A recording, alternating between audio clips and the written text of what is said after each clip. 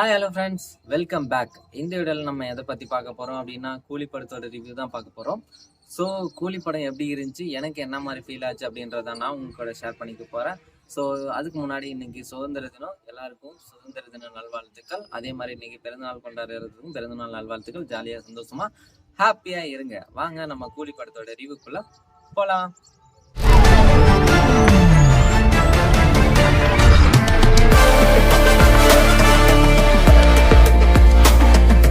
First நம்ம பார்க்க வேண்டியது இந்த படத்தில் நடித்த நடிகர்கள் எல்லாரையும் பற்றி பார்த்துடலாம். ஃபர்ஸ்ட் எனக்கு ரொம்ப ரொம்ப பிடிச்ச ரோல் அப்படின்னு பார்த்தோம்னா சோபின் அவர்களுடைய ரோல் ரொம்ப ரொம்ப சூப்பராக ரொம்ப நல்லா இருந்துச்சு. அதுக்கப்புறமா ஸ்ருதிஹாசன் அவர்கள் எனக்கு ரொம்ப ரொம்ப பிடிச்சிருந்துச்சி. நாகார்ஜுனா ப்ளஸ் நடித்த எல்லாருமே, அதாவது ரஜினி சாராக இருக்கட்டும், ப்ளஸ் உபேந்திரா அவர்களாக இருக்கட்டும், ஆமீர் கானாக இருக்கட்டும், எல்லாருமே அவங்க ரோலை பக்காவாக சூப்பராகவே பண்ணியிருந்தாங்க. அதில் எந்த பிரச்சனையுமே கிடையாது. ரொம்ப ரொம்ப நல்லா இருந்துச்சு.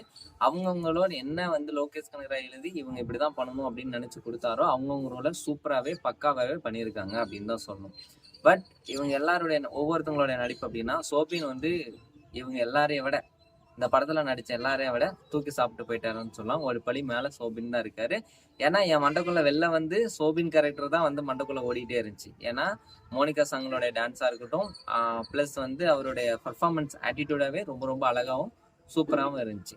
அதுக்கப்புறமா பார்த்தோம்னா நாகார்ஜுனா ரொம்ப ரொம்ப ஸ்டைலிஷா இருக்காரு.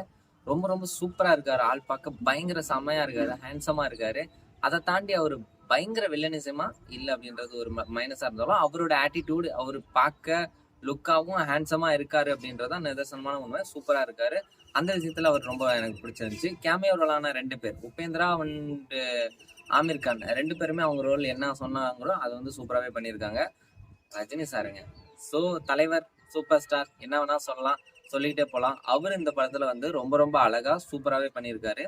ஏன்னா இதுக்கு முன்னாடி வந்த படங்களை விட இந்த படத்துல தலைவர் ரொம்ப ரொம்ப ஹேண்ட்ஸமா இருக்காரு. எனக்கு ரொம்ப பிடிச்சிருந்துச்சு. அவரோட ஆட்டிடியூடா இருக்கும், அப்பியரன்ஸ், அவர் பேசுற விதம், ஸ்டைல் எல்லாமே இந்த படத்துல எனக்கு பர்சனலா ரொம்ப ரொம்ப ரீசெண்டா பார்த்த படங்களை விட எனக்கு இந்த படத்துல அவருடைய மேனகசியமா ரொம்ப ரொம்ப பிடிச்சிருந்துச்சு. ரொம்ப ரொம்ப சூப்பரா இருந்தாரு. ஸ்ருதிஹாசன் அவங்களுடைய ஒரு ப்ராமிசிங்கான ரோல் படம் முழுக்க வராங்க. அவங்க ரோல் ரொம்ப ரொம்ப சென்டிமெண்டான ஒரு சூப்பரான ரோல் தான் அப்படின்னு தான் சொல்லணும். ரொம்ப ரொம்ப சூப்பரா ஆக்ட் பண்ணியிருக்காங்க. ஆனா இவங்க எல்லாரையும் பத்தி எந்த குறையும் கிடையாது. பட் ஆனா லோகேஷ் மேல அடுக்கடுக்கா கம்ப்ளைண்ட்ஸ் அடிக்கிட்டே போலாம். அந்த அளவுக்கு லோகேஷ் கனகராஜ் பண்ணி வச்சிருக்காரு அப்படின்னு தான் சொல்லணும். ஏன்னா படம் முதல்ல கடைசி முடிகிற வரையும் படம் எதை நோக்கி போகுதுன்னு தெரியல. ஃபர்ஸ்ட் ஹாஃப் முடிகிற வரையுமே படம் எதை நோக்கிடா போகுது அப்படின்றதே எனக்கு டவுட்டா இருந்துச்சு. செகண்ட் ஹாஃப், ஃபர்ஸ்ட் ஹாஃப் கரெக்டா இன்டர்வல் பிளாக் வந்தோடனே செகண்ட் ஹாஃப் என்ன நடக்கும், இதுக்கப்புறம் எந்த ஒரு லீடுமே கொடுக்காத அப்படியே முடிச்சிட்டாங்க. ஃபர்ஸ்ட் ஹாஃப் அது என்ன நடக்க போகுதுன்னு ஒண்ணுமே புரியல. அப்படியே ஒரு பிளாங்கா இருந்துச்சு. ஸோ அந்த மாதிரி தான் இருந்தது. உங்களுக்கு அந்த மாதிரி ஃபீல் ஆச்சு அப்படின்னா மறக்காம கமெண்ட்ஸ்ல சொல்லிடுங்க. சத்யராஜ், ரஜினி சார் 2 பேரும் ஃப்ரெண்டு. சத்யராஜ் சார் இறந்துடுறாரு, ஃப்ரெண்டு ஏன் சத்தாரு கண்டுபிடிக்கிறது தான் கதை, சரிங்களா? அவருக்கும் நாகார்ஜுனா சாருக்கும் என்ன தொடர்பு, மற்ற ஆக்டருக்கும் என்ன தொடர்பு, அவங்களுக்கும் இவங்களுக்கும் என்ன பிரச்சனை அப்படின்றத சுற்றி ஒரு வளையமாக பின்னப்பட்ட ஒரு கதை தான் இது. கதை சூப்பர் பிளாக் பஸ்டர் ஆகிறதுக்கு ஒரு ஏற்ற கதை தான் இது. ஏன்னா இந்த மாதிரி கதை எத்தனை கதை வந்தாலும் ஸ்க்ரீன் பிளே நல்லா இருந்துச்சு அப்படின்னா படம் செம்ம ஹிட் ஆகிடும்.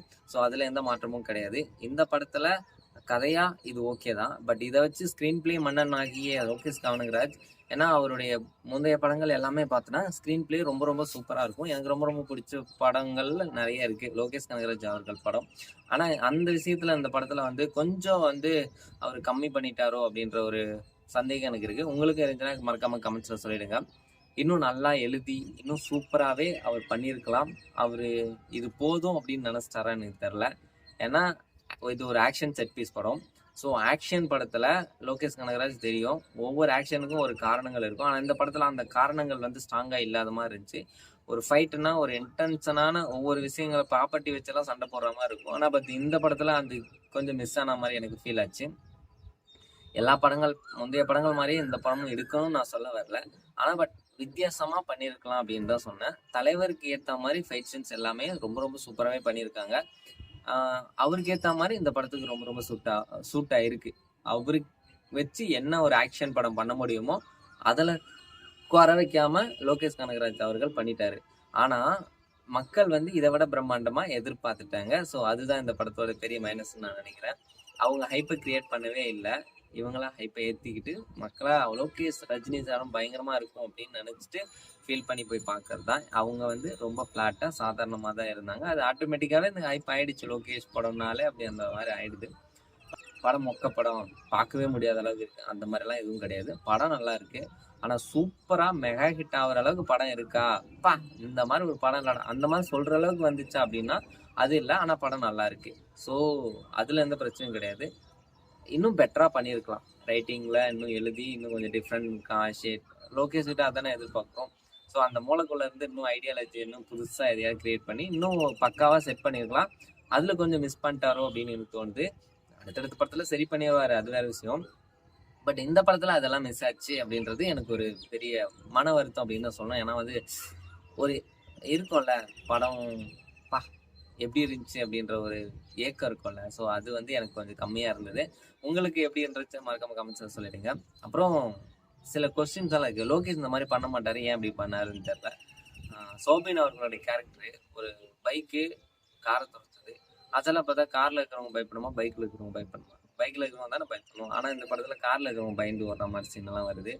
அப்புறம் நிறைய க்ரௌடு மத்தியில் சண்டை போடுறாங்க. அந்த சண்டையை கேட்க யாருமே இல்லை அப்படின்ற ஒரு டவுட் இருக்குது. கொஞ்சம் கேட்குறாங்க. ஆனால் பட் அது மட்டுமே போதாது. 1000 பேர் ஒரு ஆளு ஒரு 100-200 பேர் இருக்கிற இடத்துல போயிட்டு சண்டை போட்டு அவங்க யாருமே தடுக்கல அப்படின்னா இது எந்த அளவுக்குன்னு தெரியல. லாஜிக் பார்க்கக்கூடாது தான் படத்தில். பட் இந்த மாதிரி சின்ன சின்ன விஷயங்கள் ரொம்ப லாஜிக்லெஸ்ஸாக இருக்கிற விஷயங்களை தவிர்த்திருக்கலாம் அப்படின்றது தான் என்னோட கருத்து. அதுக்கப்புறம் வந்து ஃப்ளாஷ்பேக் சீன் ரொம்ப நல்லா இருக்கு. நான் ஃபீல் பண்ணது என்னன்னா நம்ம நினைச்ச மாதிரி தான் அவங்க எழுதணும்னு அவசியம் கிடையாது. பட் அதை பெட்டராக சூப்பராக எழுதியிருக்கலாம். அது கொஞ்சம் மைனஸ் அப்படி ஃபீல் பண்ணுச்சு. ஃப்ளாஷ்பேக் சீன் சிஜிஐ எல்லாமே சூப்பராக பண்ணியிருக்காங்க. ஆனால் அதனுடைய ஸ்டோரியை வந்து கரெக்டாக செட் பண்ணலையோ அப்படின்றது எனக்கு மாறிடுச்சு. அதை கொஞ்சம் பெட்டராகவே பண்ணியிருக்கலாம். நாகார்ஜுனாவை ரொம்ப வில்லனிசமாக காமிக்கல. வில்லன் ஃபர்ஸ்ட் ஆஃப் வரையும் அவர் மேனரிசம் அவர் ஆட்டிடியூட் வச்சு சூப்பராக காமிச்சாங்க. அவர் பெரிய வில்லன்னா பெரிய டான்ன்றதுக்கு என்ன பண்ணாரு அப்படின்னு எனக்கு தெரியல. அதை கொஞ்சம் ரைட்டிங்கில் இன்னும் எவால்பேட் பண்ணி தலைவரோட பயங்கர மாசாக காமிச்சிருந்து அதுக்கப்புறம் தலைவர் அவரை அடிக்கிற மாதிரி காமிச்சிருந்தா அது இன்னுமே சூப்பராக இருந்திருக்கும்.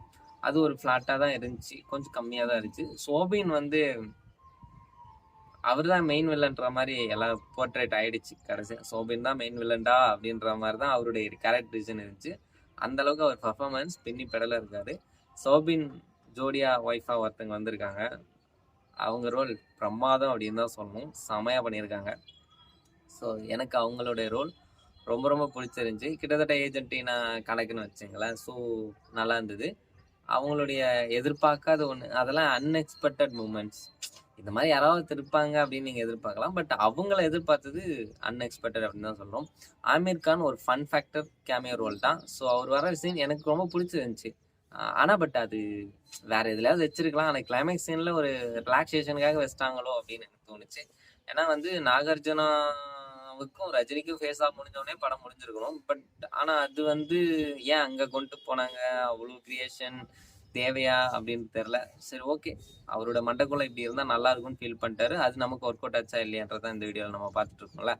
ஸோ உபேந்திரா ரோல் யார் பண்ணியிருந்தாலும் நல்லா இருந்திருக்கும். பட் உபேந்திரா தேவையா அப்படின்னும் போது ஜெயிலர் கனெக்ஷன் தான் வருது. ஜெயிலர் படத்துல சிவராஜ்குமார் என்னவோ அதுதான் இந்த படத்துல உபேந்திரா. ஸோ நல்லா இருந்ததுங்க, ரொம்பவே நல்லா இருந்தது எல்லா கேரக்டரும். அப்புறம் சுருதி படம் முழுக்க அழுதுகிட்டே இருக்கிறாங்க. அவங்கள இன்னும் கொஞ்சம் நல்லா எழுதியிருக்காங்க, அதுல குறை சொல்ல. பட் படங்களும் கண்ணீரும் கம்பளையுமா இருக்காங்களே, அதை மட்டும் கொஞ்சம் கம்மி பண்ணியிருக்கலாம். இன்னும் கொஞ்சம் ஸ்ட்ராங்கான கேர்ளா கொஞ்சம் காமிச்சிருக்கலாம் செகண்ட் ஹாஃப்லாம் சொல்றேன். இந்த மாதிரி அங்கங்கே அப் அண்ட் டவுன்ஸ் படத்தில் இருக்க தான் செய்யுது. ஆனால் பட் இது எல்லாருக்குமே 100% பிடிச்ச படமாக இருக்குமா அப்படின்னு கேட்டால் அது கொஞ்சம் டவுட்டு. இதுக்கு முழுக்க முழுக்க லோகேஷ் மட்டும்தான் பொறுப்பு. ஏன்னா மியூசிக் நல்லா இருக்குது, எடிட்டிங் நல்லா இருக்குது, ப்ளஸ் வந்து கேமரா ஒர்க் நல்லா இருக்குது, சிஜிஐ நல்லா இருக்குது, ஆர்ட் ஒர்க் நல்லா இருக்குது. படத்தில் குறை சொல்கிற மாதிரி எதுவுமே கிடையாதுங்க. ஆனால் லோகேஷ் டைரக்ஷன் மட்டும்தான் அந்த படத்தோட குறையாவே இருக்குது. அவர்கிட்ட இருந்து இன்னும் நிறைய எதிர்பார்த்தாங்க, அது மட்டும் கொஞ்சம் கம்மியாக இருக்குது. அடுத்த படத்தில் அவர் சரி பண்ணிப்பார். பட் அது மட்டும்தான் எனக்கு கொஞ்சம் கம்மியாக பட்டுச்சே விட. படம் வந்து ரொம்ப மெகா ஹிட், சூப்பராக இருக்குடா, பயங்கரமாக இருக்குடா அப்படின்னு சொல்கிற படத்தை நல்லா இருக்கு அப்படின்னு மட்டும் சொல்ல வச்சிட்டாருன்றது தான் எனக்கு ஒரு கவலை. அதுக்குன்னு மொக்க படமா அப்படின்னு கேட்டா கிடையாது, நல்லா இருக்கு. சரிங்களா? ரொம்ப சூப்பரா இருக்கான்னு கேட்டா அதுலதான் கொஞ்சம் மிஸ்டேக்கு. படமா ஃப்ளோவா பார்த்தா நல்லா இருக்குன்னு தான் சொல்ல தோணுது. மோனிகா பிளஸ் சிட்டுக்கு சாங் ரெண்டுமே வந்து பயங்கரமா இருக்கு, சூப்பரா இருக்கு. அனிருத் பின்னி பெடலா எடுத்திருக்காரு, செமையா இருக்குங்க. சாங்ஸ் ரெண்டும் எனக்கு அந்த சாங்ஸோட பிளேஸ்மெண்ட் எல்லாமே ரொம்ப சூப்பரா இருக்கு அப்படின்னு தான் சொல்லணும். சிட்டுக்கு சாங்லாம் ரஜினி சார் அப்படி பார்க்கறதுக்கு எனக்கு ரொம்ப ரொம்ப செமையா சூப்பரா இருந்துச்சு. எனக்கு ரொம்ப ரொம்ப பிடிச்சிருந்துச்சு. அந்த மாதிரி ஹீரோயிசம் ரசிக்கிறதுக்கு எனக்கு ரொம்ப பிடிக்கும். ரஜினி சார் அந்த மாதிரி பார்க்கறதுக்கு ரொம்ப பிடிக்கும். அவருடைய ஹேர் ஸ்டைல் எல்லாமே லுக் எல்லாம் எல்லாம் டிஃப்ரெண்டா இருக்கு. அவர் உண்மையிலே இவ்வளவு படங்கள்ல எனக்கு ரொம்ப ரொம்ப பிடிச்ச ஒரு படமா லுக் வைஸ் வந்து இந்த படம் இருக்கும் அப்படின்றதுல மாற்று கருத்தே கிடையாது. இந்த படத்துல அவர் ரொம்ப ரொம்ப அழகா ரொம்ப ரொம்ப சூப்பரா இருக்காரு. ரீசெண்ட் டைம்ல நடிச்ச எல்லா படங்களையும் கம்பேர் பண்ணும்போது எனக்கு இந்த படத்துல அவரோட மேனரிசம் ரொம்ப ரொம்ப பிடிச்சிருந்துச்சு. ஆக்ஷன் எல்லாமே நல்லா இருந்துச்சு. ரஜினி சாரை வச்சு என்ன ஆக்ஷன் பண்ண முடியுமோ அதை வந்து சூப்பராகவே பண்ணியிருக்காங்க.